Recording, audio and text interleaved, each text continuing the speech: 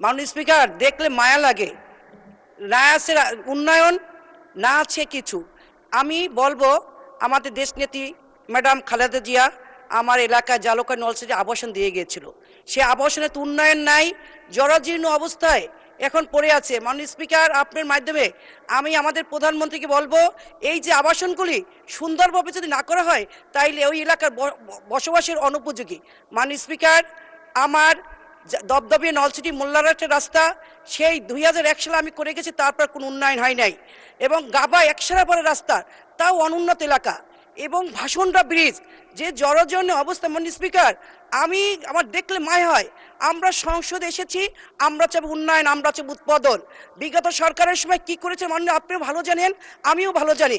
আপনি এখানে মন্ত্রী মহোদয় আছে এবং নদীকর্মে বিলীন হয়ে যাচ্ছে জালকাঠি নলছিটি স্কুল প্রতিষ্ঠানের সেই একই অবস্থা। মাননীয় স্পিকার, কেনই উন্নয়ন হয়নি অবশ্যই জানেন। এইটা হলো মরুম জুলফিকার ভুট্টো এলাকা, এখন ইলেন ভুট্টো এলাকা। এই জন্য প্রতিহিংসার রাজনীতি করে মাননীয় স্পিকার কোনো রাস্তাঘাট কিছু হয়নি, অনুন্নত এলাকা।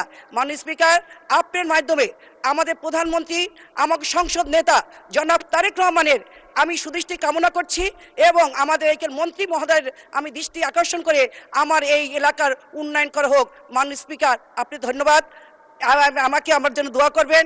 আমার সোনার মানুষ জালকাঠি নলছিটির মধ্যে আপনি সুদৃষ্টি রাখবেন। সবাই ধন্যবাদ। মাননীয় স্পিকার, আসসালামু আলাইকুম।